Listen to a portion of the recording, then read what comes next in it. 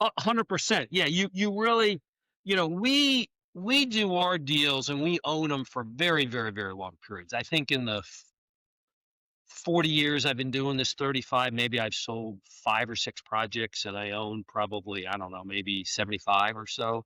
So we think of it very long term. And I think when we look at it that way, it reminds us to pay attention to those details. Welcome to the Real Estate Pros Show, where we interview real estate investing professionals from coast to coast, as well as the service providers that serve the real estate investing industry. Our goal is simple: share what's working now to help you improve and scale your business to the next level and meet the pros that can help you get there.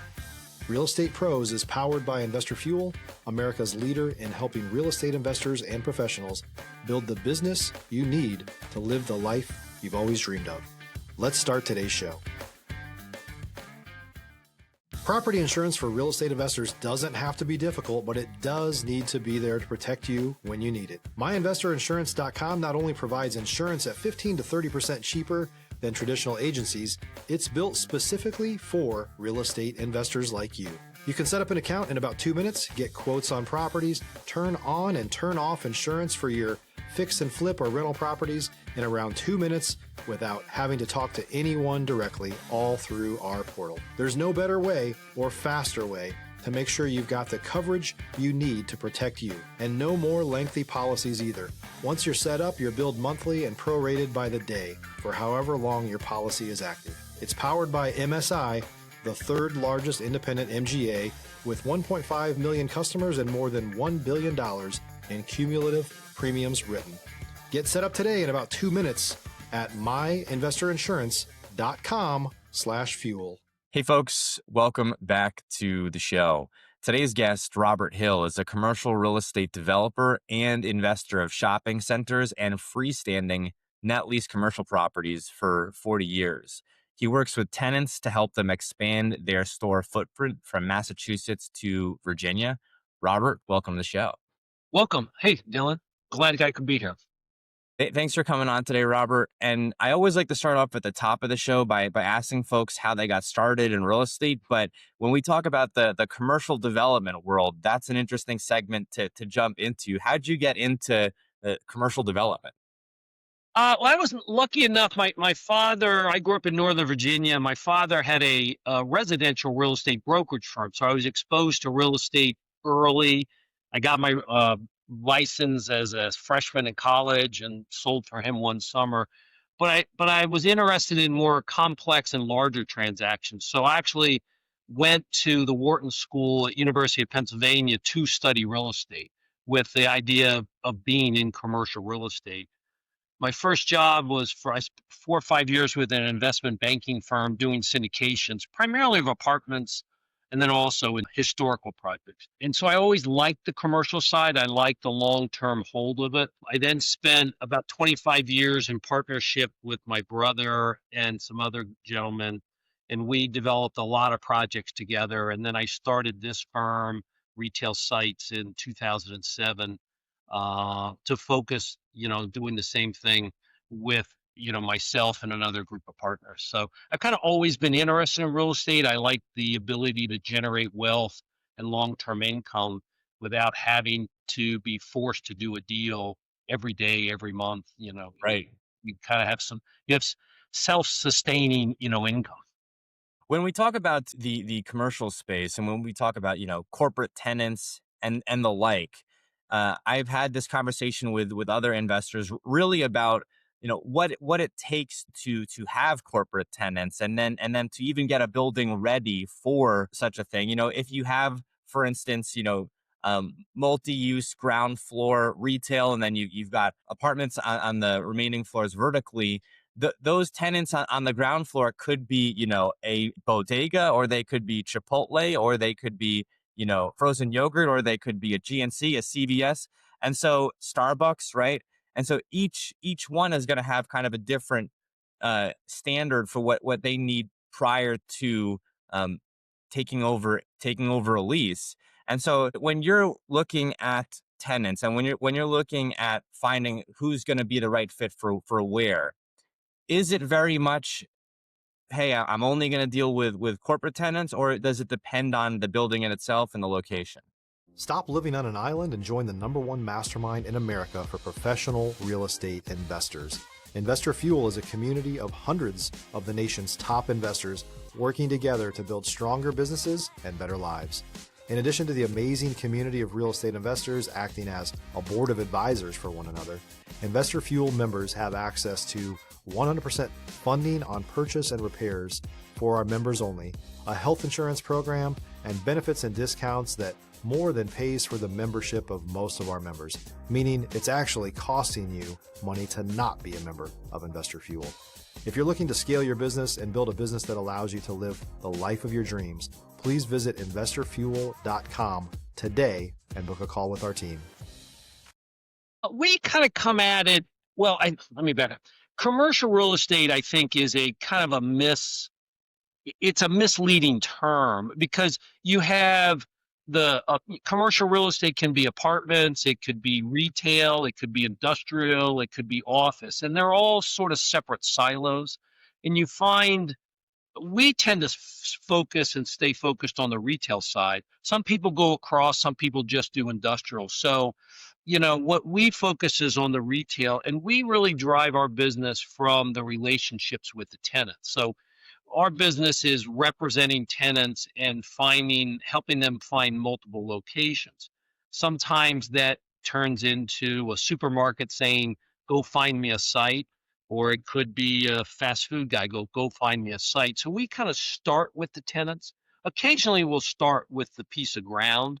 We're typically building from the ground up, but we try to lead it from the tenant side.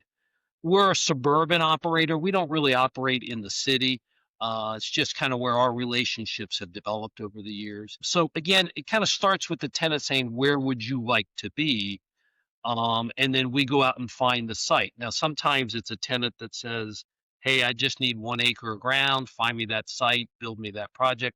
Sometimes it's a supermarket, that says, hey, can you find me a site? So we're working on a project now that's a 23-acre site. It's going to be a 150,000 foot center. It started with our supermarket client saying, could you help me find a site in this area? When you're working with, different clients from a supermarket to smaller, Oh, yeah.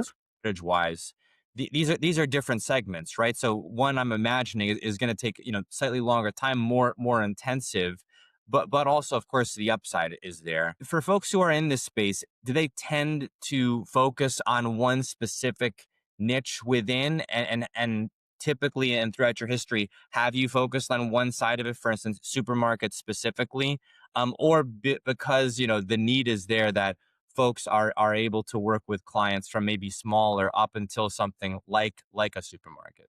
I think you're going to find people work with a variety, because tenants go through growth cycles. The deals take a long time. So, we could be working with a daycare operator on one deal, a fast food operator on another, a supermarket on another. So we're always going to have 3, 4, 5 projects in the pipeline. And it could be a combination um, of things, because tenants just go through cycles of growth, and it Yeah. takes a while. They could say, hey, look, I want to uh, do 10 sites in the Philadelphia area. Well, it could take me 2 years to find 10 sites. Now, So, when we talk specifically about acquisition of land, right, for the purpose of development, I know from speaking with investors throughout the East Coast, and being from the East Coast, that of course it's going to vary depending on where you're at, but that this process can be very cumbersome, right? From cradle to the grave, from inception, hey, we're getting this property under contract, to the time where the building is up and ready to go. Is there a typical timeline, or is it very wildly? It I would say it probably runs anywhere from a year to 4 years, depending on the zoning of the parcel, the receptiveness of the town, the process in where you are. In New Jersey, Pennsylvania, New York, Massachusetts, they are all township-based systems, so you have to go through not only a township set of approvals, often county and then state. Delaware, Virginia, other places are a county-based system, tends to be more administrative. But, I've had centers that have taken me 3 or 4 years to get approved, and I've had freestanding net lease deals that have taken me 6 months to get approved. But I would say the norm is probably a year to 3 years to get from the time you get the parcel under agreement, which is always contingent on approvals, to getting the approvals. Then you start construction. Construction can be, depending on how much work you're doing, could be anywhere from 9 months to 18 months. If you do a ground lease, we may prepare the ground and the tenant builds. In a shopping center, we could be doing $10 million worth of site work, road improvements, and Yeah. then we build a building or they build a building. In a shopping center project, it's often a combination of land leases, we build the building from the ground up, or we build a building and subdivide it. So it's a very lengthy process. If you're looking for consistent, high-quality leads, look no further than Investor Machine. Investor Machine isn't just another agency, it's the most sophisticated, data-driven lead generation company on the planet for real estate investors, and serves the role of being not just a lead generator for your business, but a marketing partner that is helping you achieve your goals along the way. Go to investormachine.com to learn more and schedule a call with our team today.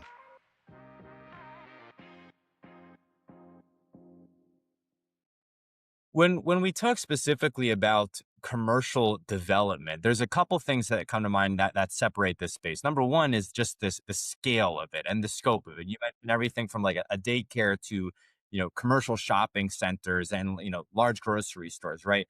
But then also you have to be knowledgeable really as someone who can acquire and broker these deals, and then you've got to have the knowledge as a builder as well. And these are like two separate spheres, right?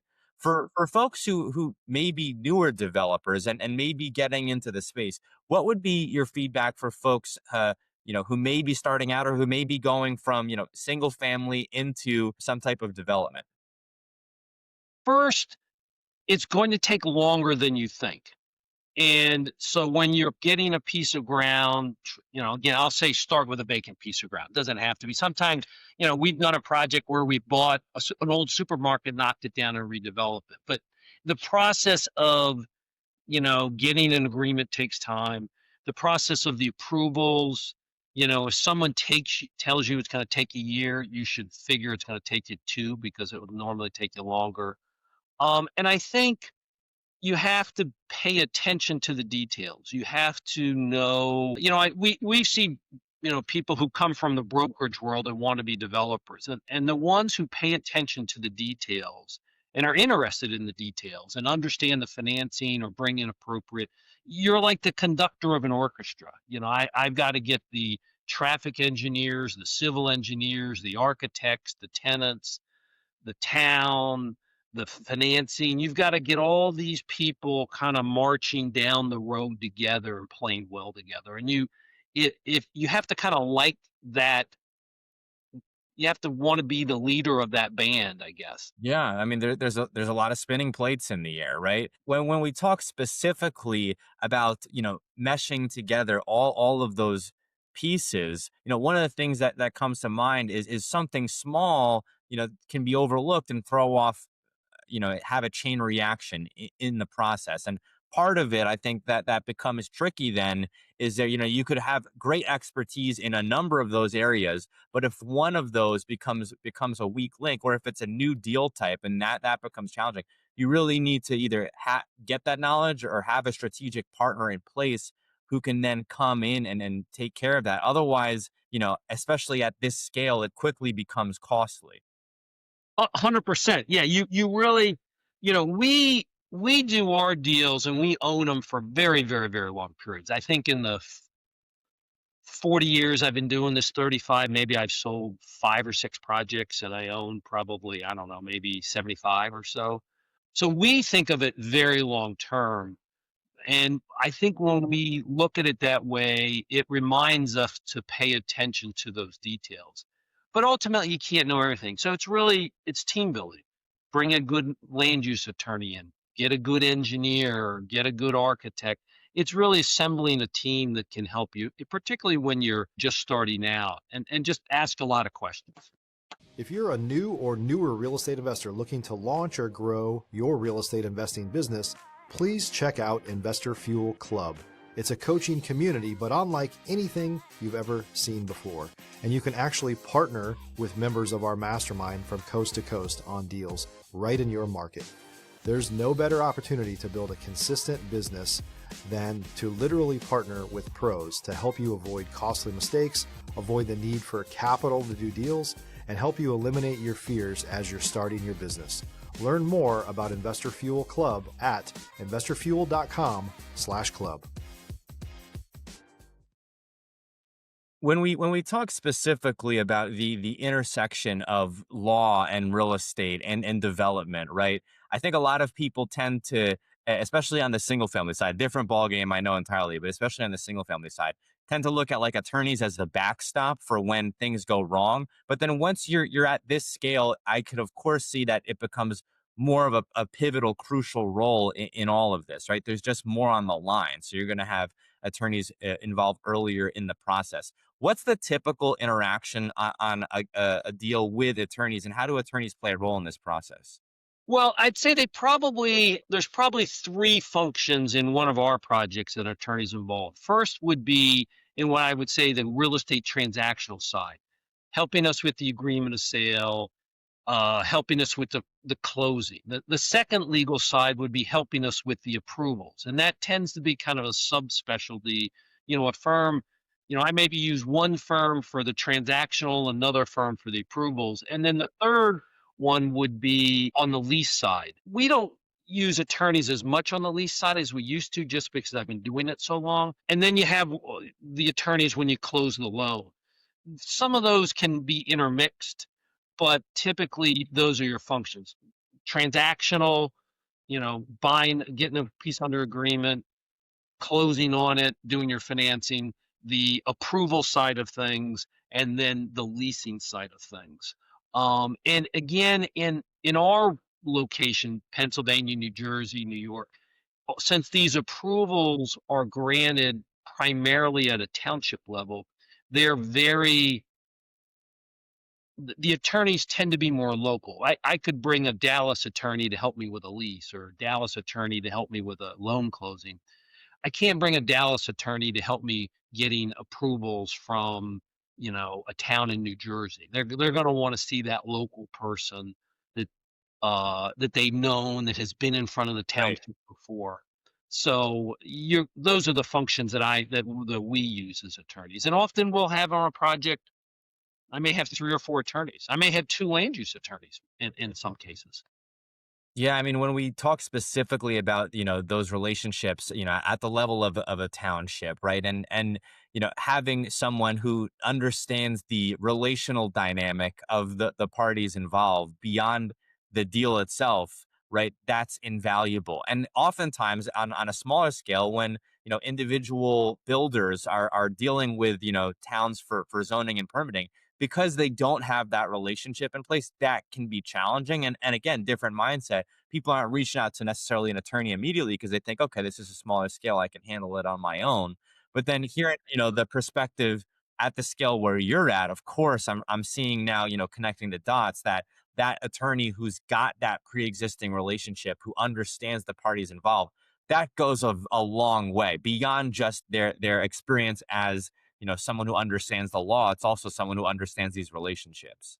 Exactly, exactly. Because you go through a process, and the towns can't know everything. We can't know everything. So they want to know that if a problem comes up, that the developer can be trusted to fix the problem, because something will come up. Three things will come up that you can't think about.